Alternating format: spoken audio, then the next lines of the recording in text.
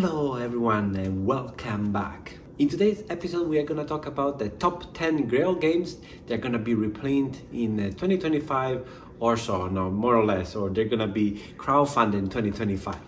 First of all, what is a GRAIL game? GRAIL game could be that game that someone really wants it, but it's very hard to find in the market or it's very expensive. Most of these games in this list are either not out of print, or they were out of print till now, or they're out of print until few months down the road, or they are very difficult to procure because they are from Asia.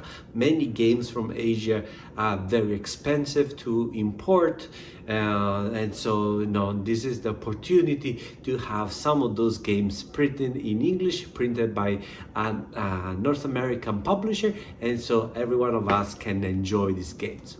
I'm gonna rank these games based on how excited I am about this game, as well as how rare those games have been or how expensive those games have been because out of print. At the bottom we're gonna have those that maybe I have in my collection, or perhaps I'm not too excited because the news is quite old, and the one on the top there I have definitely the one on the news is the fresher. At number 8 we have a reprint that's actually already out there. Everyone can get it, and this is Ethnos, the second edition. I love Ethnos. Ethnos, the first edition, it was a very simple area control. You take a card and then you make a set, and then you play those cards to allocate your units in an area. So you need to always have one extra card in terms of numbers relatively to the units that you want to allocate in a specific region if already someone is there. And finally, the last card that you play gives you some special abilities. It's a very tense game, and when you do that, all your hands gets discarded and gets discarded in face up, and so people can use those cards to maybe outbeat in some other regions. So there's always that tension. You want to go big, but at the same time your hand you can't use all your cards in one shot, so some of those good cards will be given to someone else. There's the tension of when the dragon is gonna show up, and so when the scoring is gonna happen. And the second edition has been recently released as a beautiful artwork, arguably maybe not very functional. There's also some sourness because not all the copies came out with the promo, which is basically some sort of a minor expansion. It doesn't matter. I love this game. At the bottom, because already is out, I already have it, so there's less excitement. But this has been a GRAIL game for many people, and perhaps the first edition, if you like the art, it still might be something that you want to check it out. But if you want to just enjoy the system and you don't care about which art you're gonna get, definitely now is the time to get to the table Ethnos second edition. At number 7 we have another game that has been printed twice, comes from Asia, but now American publisher is gonna pick that up. Although we don't know actually what's gonna happen with all this tariff situation, all this crowdfunding campaign that were being announced may not be launched in time, or maybe will be delayed, I don't know. But anyway, I put it here to the list. Number 7 we have Ostia, again at the bottom because it's a game that I own, I played it, I enjoy very much, and this we're gonna have a North American release, which I'm very excited. I would say that the price from Asia was from Japan. This is a game from Japan, Uchibakoya and Tsuochuo designer, amazing art. This game is actually not too expensive for what you get. It was just shipping. Shipping was extremely expensive. It was like $30 or $40 for shipping this big box. So hopefully with a new release, not only you can crowdfund it, you can have all your upgraded pieces, but you can also fund it to your friendly local game store, things that you cannot do at the moment with the big box of Ostia from Japan. So number 7, Ostia. Number 6, we have a game that also I own, and the release should be happening very soon. This is a tiny card game called The Bloody Inn. In The Bloody Inn, all the players are running a business, a small business of an inn. They have travelers coming in their hotel, in their rooms, and you can decide to make a buck if they survive, or you can just rob them. But in order to do that, you need to kill them. Not only you need to kill them, you need to bury them. And so all this game is about cards with special powers, and use cards to do actions. You can bribe someone that can help you to kill. You can help you make a annex where you're gonna hide your corpse, or you need someone else to kill you. But you need to be careful, because if the police comes in and the police finds you that you have a dead body in your room, you're gonna be forced to pay the grave digger to pick up the body and dispose of it. You're not gonna cash the money, but at the same time you can bribe the police and help you to commit crime. Very, very morbid theme, but if you overcome that, which is a theme that very tongue-in-cheek, the game is a very solid game. There is already pre-orders in many websites. It's coming also with the expansion, the first expansion, which as far as I know, has been sold out everywhere. But I'm very excited. This is a very inexpensive game now, because before it was very expensive for just a deck of cards. And this is the Bloody Inn. And number 5, we have another game coming from Asia, and this is Rumble Nation. Rumble Nation is an area control game where players they roll those dice. They roll 3 dice, and they can allocate those dice they utilize those dice to allocate troops. You can either use a die to select the sector where you're gonna put your troops, or you can select the die to have the number of troops. And there's a very, very nice balance, and that's very meaty decision. And then you resolve the area majority simply based on how many troops you have.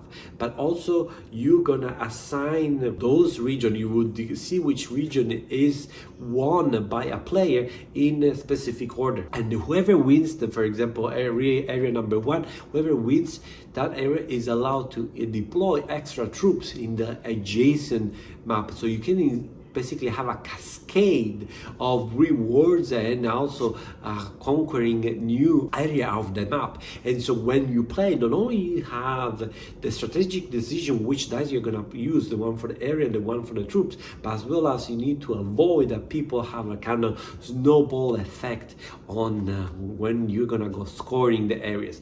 It's a very solid game and very simple. Some people compare to El Grande. I'm not sure about that, but really I'm really excited about this one. I remember seeing one time on Marketplace a very cheap copy, but at that time I wasn't too sure if I get it or not get it for many other personal reasons. And then when I decided to pull the trigger, it wasn't there anymore, and now it's so difficult to find at a reasonable price. But well, I give you a good news. Rumble Nation is about to come here in North America, and this is my number 5. And number 4, we have a reprint on an amazing racing game from Days of Wonder, one of the publisher in the past, which now has been transferred to Fantasia.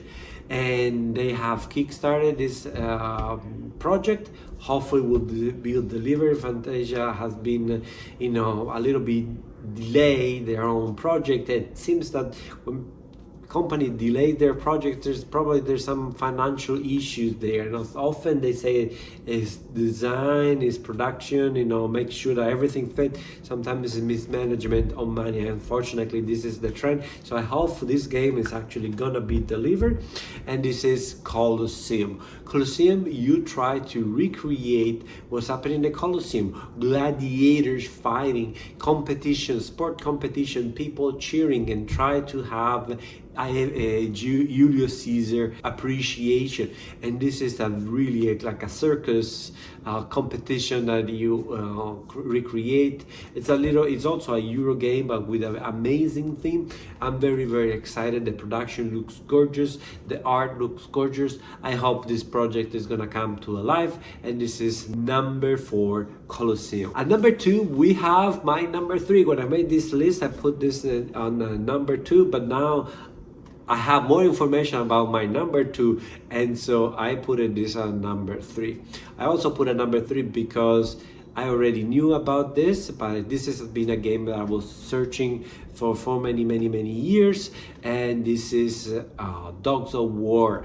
Dogs of War is a very whimsical Euro area control negotiation game where you have these families and then you need to negotiate and take special power as well to deploy them and control area around the board. It's very abstract, but I really like this type of games where it's lots of interaction between the players. And the art of the cover of this reprint looks incredible. Already the cover and the art from Simon was very beautiful, but this one I think is even better. So my number 3 is Dogs of War. And number 2 we have a reprint, reskin, whatever you want to call it, of Memoir 44 or Command and Colors, and this is the Battle of Oath. And before this video recording I was going to put Memoir 44 question mark, but now we have a title, we have some picture, and this game looks incredible. It's recreate the Battle of the Empire Strikes Again, and you can have the rebels, you can have the empire, the minis looks cool, and the system is very easy. The game seems very easy. I see that it's 8 years plus. It should be played in about half an hour, and that's what I want. I want a punchy game that gives me the flavor, put me back to the movie, and allows me to play with these amazing toys, and have memories when I was a kid, and also introduce this game to other kids, and so bring the excitement that I have for Star Wars to anyone else, and it's board games as well. It's a fantastic system. Memoir 44 is a game that is very successful for Days of Wonders. Now is kind of out of print. It's very rare to find, and this is definitely a new game. It's definitely different from around 44, so if you're looking for that, it's not that, but the system is still the same. So, and I expect a load of expansion because the world of Star Wars is huge. You have so many things, so I really look forward to this one, and this is my number 2, the Battle of Hoth. And finally, at number 1, I put a game that honestly I found it interesting, but it's not something I never chased, but I put a 1 because till the announcement, this is probably was the second or the first, that depends, most expensive game that you can find in the second hand or in any other place you can buy games and or any sort, marketplace, eBay, whatever, because this is out of print. This is This was a Kickstarter in 2013. The company basically disappeared, and now this company here, I'm sorry, I don't remember, this company here will reprint it. So this is obviously bad news for whoever purchased the $1,000 plus full pledge of the previous version. This is obviously going to be more affordable, but I don't know, Kickstarter is getting also very expensive right now. But I'm very excited to see have more copies. I always excited when there are reprints, and also this is perhaps I like it to put in the number 1 because it's a lesson for every one of us. Don't chase these GRAIL games. If it's a good game, eventually will be reprint, unless very special IP, maybe some Star Wars games, maybe some Marvel's game eventually may not be printed in at some point because the IP expires, or people will not be interested in renewing. But like or Memoir 44 or Colosseum, the Bloody Inn, eventually, if there's enough demand, someone will print it and make some money. And here you have it, my top 8 my top 8 GRAIL games that are gonna have a reprint in 2025. And if you like this content, please subscribe, like, share with your friends. You know the drill. This is not your first YouTube video, am I right? Thank you very much, and see you next time.